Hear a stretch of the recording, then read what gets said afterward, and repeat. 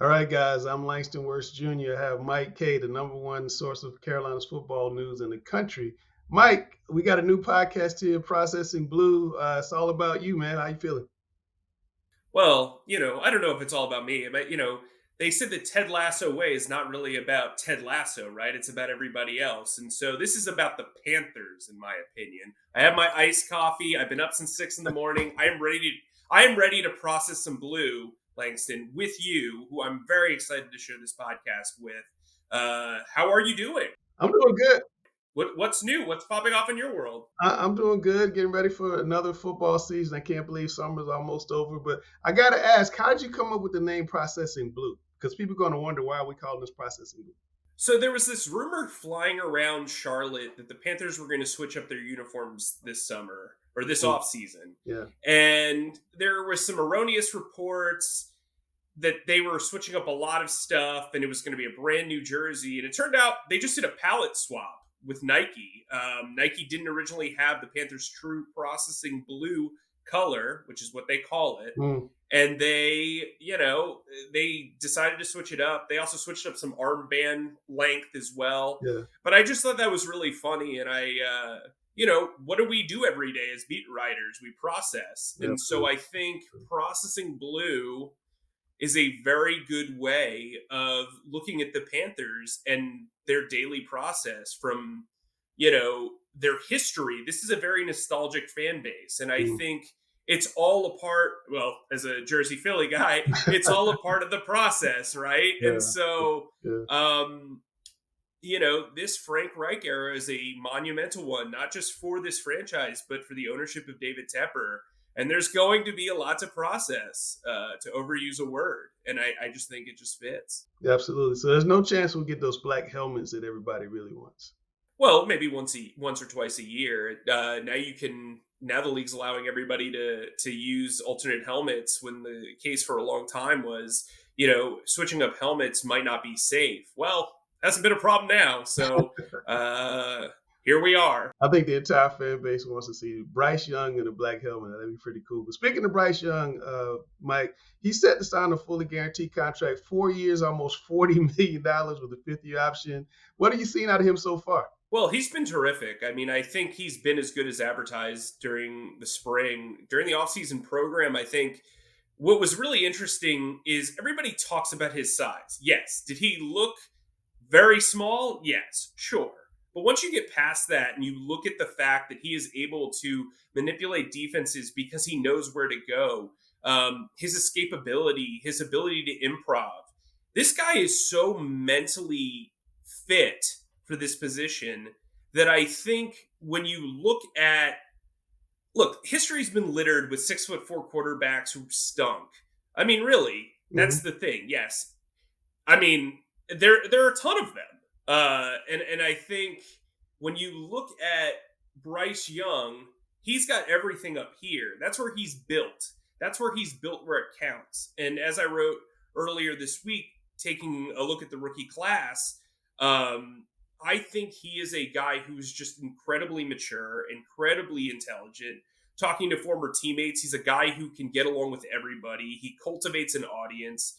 He got the majority of his offensive weapons to go to Dallas in the middle of the summer break to work out.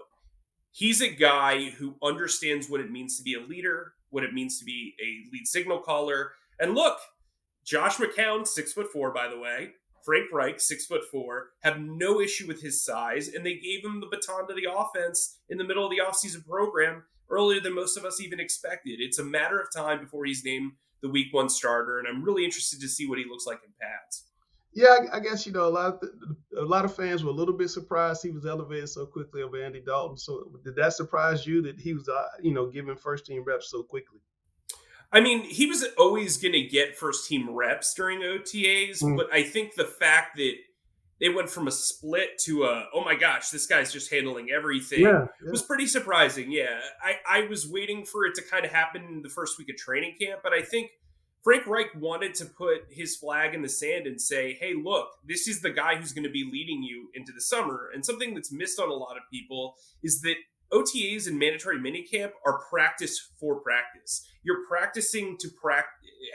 you're practicing how you want to practice in training camp. Yeah. And these were smooth, efficient practices. Bryce made a spectacular play in every single one of these sessions. There were some up and down days, especially during mandatory minicamp, where it looked like the defense finally caught up. Mm-hmm. But I think he's a guy who comes into training camp with a ton of momentum, and rightfully so, with all of the sharp voices around him and his ability to go away from the stadium, right?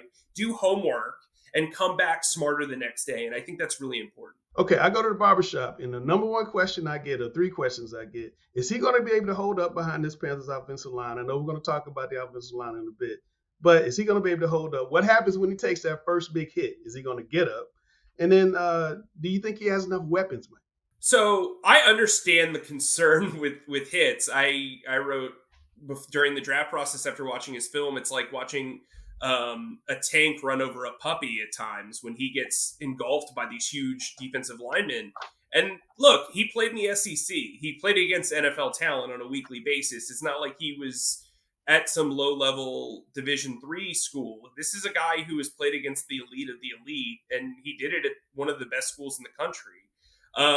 I think he's going to have to, take some hits, and it's not going to look pretty, and people are going to hold their breath. But I think when you look at his college career, he only had one injury, and I believe Nick Saban said that was largely his fault. I think when you look at his frame, it looks like he has added some weight. He's always going to be 5'10". But he's used to being one of the smaller guys.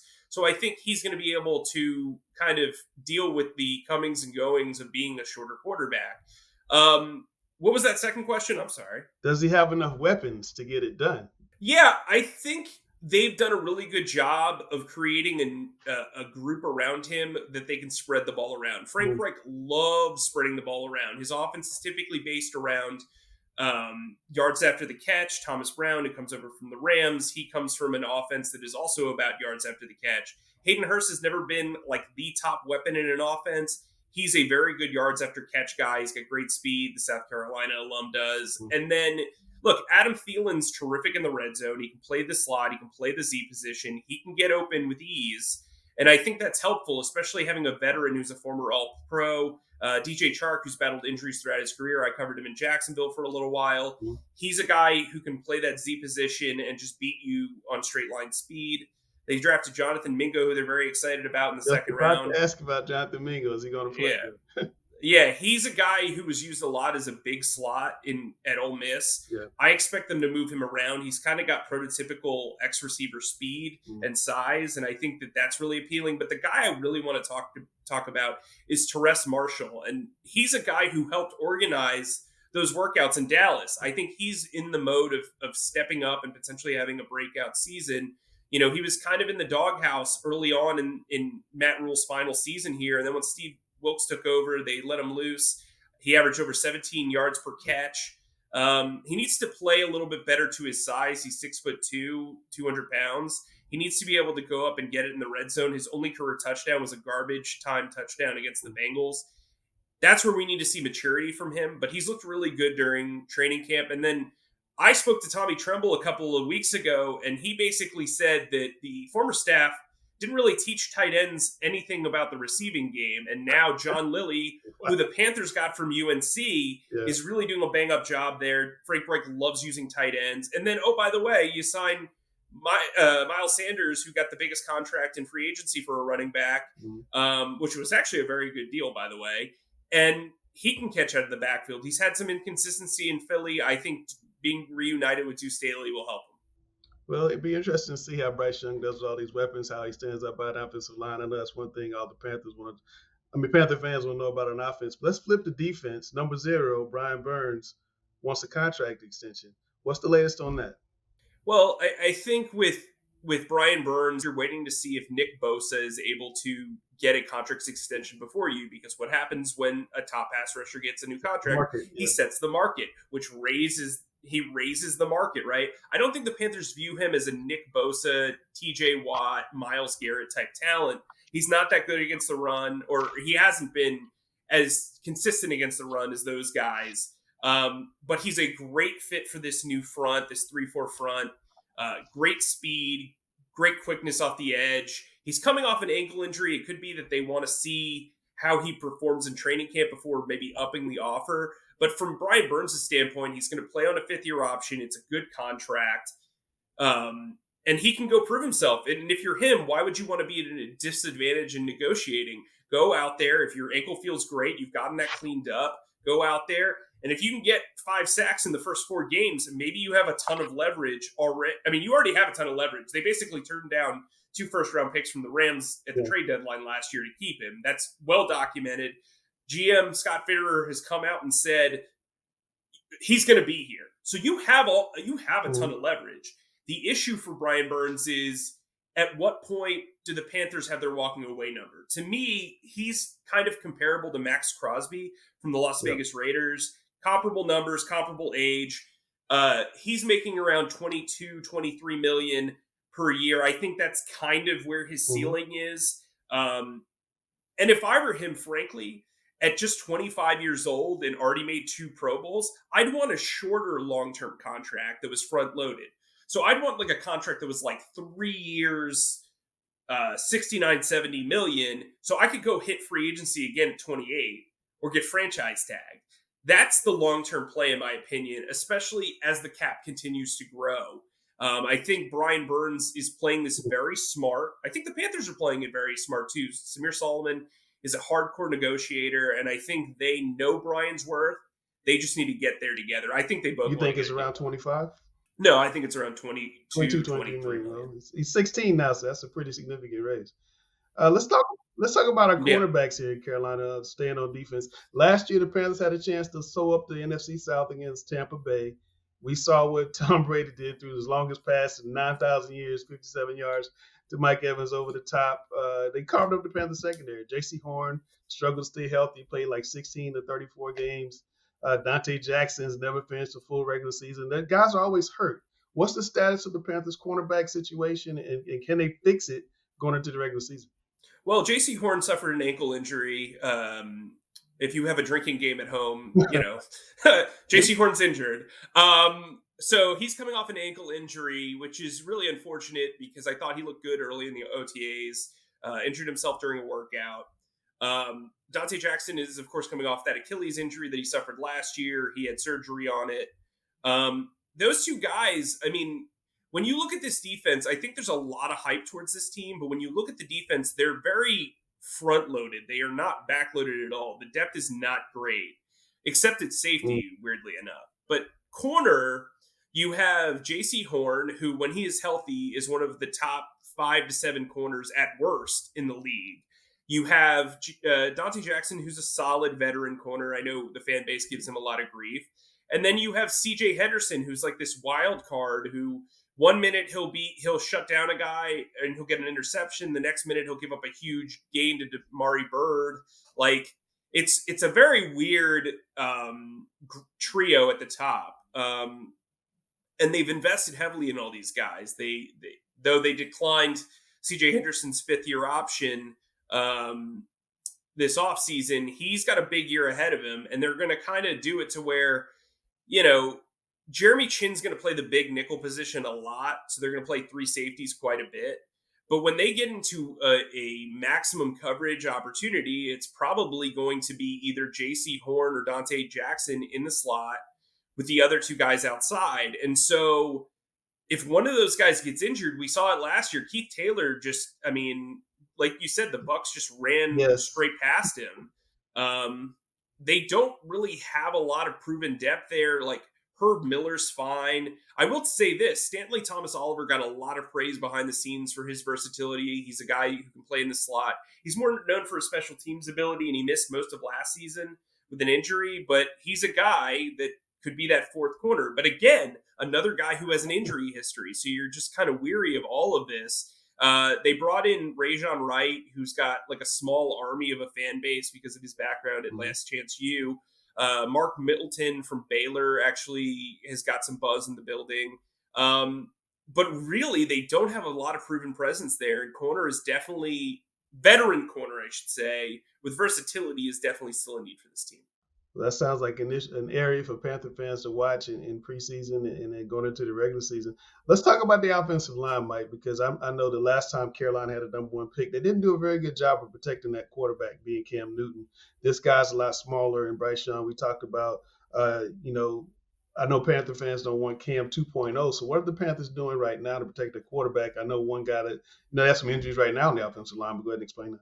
Yeah, so left tackle Ike Ekwonu was terrific for a rookie last year. I mean, was he perfect? No, but I think when you see that number two or Mm-hmm. year two jump for him, I think it's going to be spectacular because he's working with James Campen, who, in my opinion, and a lot of people's opinion in the league, he's a top three Mm-hmm. offensive line coach.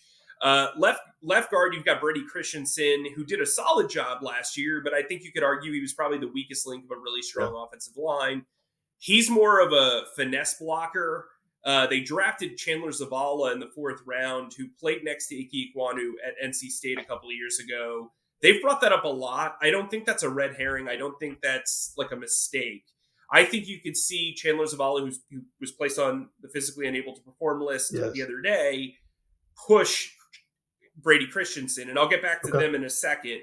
At center, they re-signed Bradley Bozeman. He was terrific last year. He's a pure power blocker, a fellow Alabama alum in front of Bryce Young. I think he will benefit from his leadership and his overall protective nature. Bradley Bozeman is not just a terrific player, but he's been a terrific person for this city. He and his wife have given back a lot. He's a guy who's been fully ingrained here, and I think that's really important from a leadership standpoint, especially when you have a rookie quarterback. At right guard, as you kind of alluded to, Austin Corbett, who in my opinion was the best player on that line last year, suffered an ACL injury in the season finale against the Saints. He got put on the PUP list as well.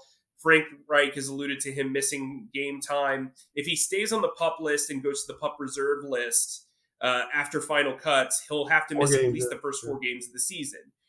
Yeah, replacing him would be Cade Mays, last year's 6th round pick, who impressed a lot of people. The guy has tons of versatility. He can play literally every position on the offensive line and fullback. It's wild.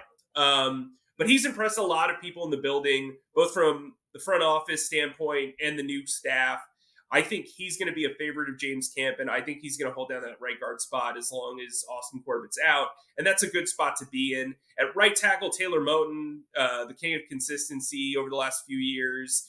They restructured his contract in a good way. I think they feel really good about him long term. He just has to stay consistent again. I think he's a really good leader, too, on that offensive line. But getting back to Christensen, the reason to push Christensen is not because he is bad, not because there's anything wrong with him.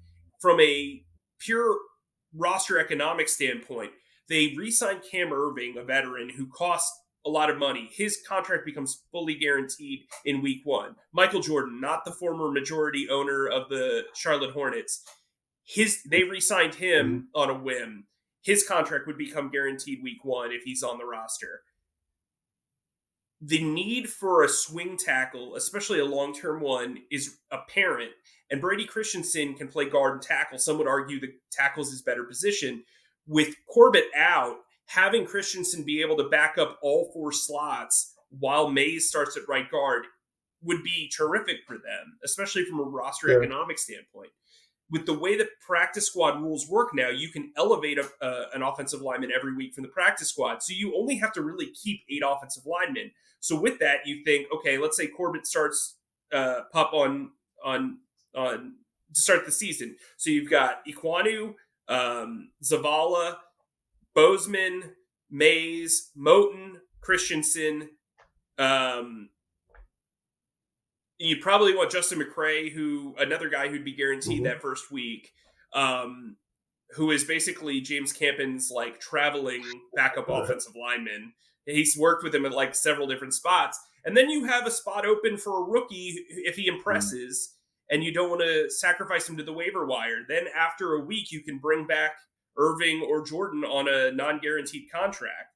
I just think that that's good business, and it's something that a lot of smart GMs kind of look at as well when they're constructing a roster. Just on Ekwonu real quick, he was a really good run blocker last year. Is he going to make that jump and be a good pass protector? Because he'll have Bryce Young's blind side. Yeah, I mean, I think he has all the tools to be a great pass blocker, and working under James Campen, it feels like it's an easy projection.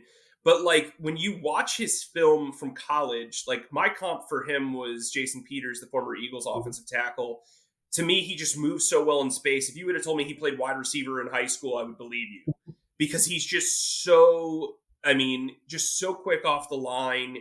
He's nimble. Like, I mean, I wouldn't be shocked if, Frank Reich's brilliant when it comes to Mhm. creative plays. Wouldn't shock me if he lined him up in like a 3 tight end set as one of the tight ends because he is just so, A lot of David Refrigerator Perry. yeah, he's just so quick off that line and Yeah. so talented and athletically gifted. I think they knocked that pick out of the park. I think he is a guy who's going to be a tone-setting left tackle for the Wow. next decade. Wow. All right, guys. Now it's time for my favorite segment of the show. We're going to let Mike use his fancy words. It's time for Kaye's Takes. Welcome to Kaye's Takes. It's the first one. This is where basically, if you're not bothered by me talking at this point, if you haven't gotten your film, this is where I just ran about a topic that I think is important, or it could be the NFL, it could be the Panthers, it could be about Oppenheimer, although I think Langston covered us on Twitter with that movie review. Uh, but anyway, so the first case take topic is going to be the 3 most overlooked players heading into Panthers training camp. First guy I want to talk about is nose tackle Marquand McCall.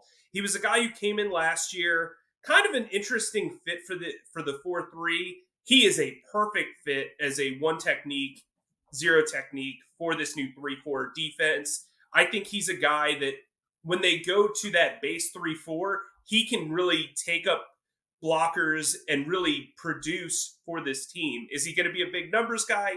Absolutely not. But he's a massive human being. And I think when the Panthers were reconstructing this defense, they weren't very aggressive in getting a true nose tackle. He's a guy that I think can fill a void along with Derek Brown, who's going to play more defensive end, and Shai Tuttle, the free agent addition. I think he's a guy who's got a lot of momentum heading into this training camp. Another guy I really wanted to talk about is Tommy Tremble. I think for Tommy Tremble, the next step in his evolution as a tight end is to become a better receiving threat. Now, yes, Hayden Hurst and Ian Thomas are going to be ahead of him in the pecking order. That's going to happen. But what's good about Ian Thomas is he can back up both those players pretty well in 2 tight end sets. He's a guy who is very quick. He can block very well. He can get open. It's a matter of becoming a better route runner, becoming a better catcher of the football. And I think new tight ends coach John Lilly can be that guy that kind of guides him on that journey. Then the third guy I really want to talk about right now is Raheem Blackshear. He is a guy you must remember. Now, I'm not saying go pick him in the fantasy football draft in the 5th round, but he's a guy who has gotten a lot of buzz within the building. Even Frank Reich's come out and publicly said he had a great spring. He's a guy who can be used in a boatload of different ways. He's a true gadget player. He's a guy, if you go back and you watch film of Indianapolis over the last few years, Naheem Hines, Paris Campbell, moving guys around the backfield, setting up mismatches. That's what they think of Raheem Blackshear. He was very well liked by the previous staff. I think he can be utilized even better under this new staff.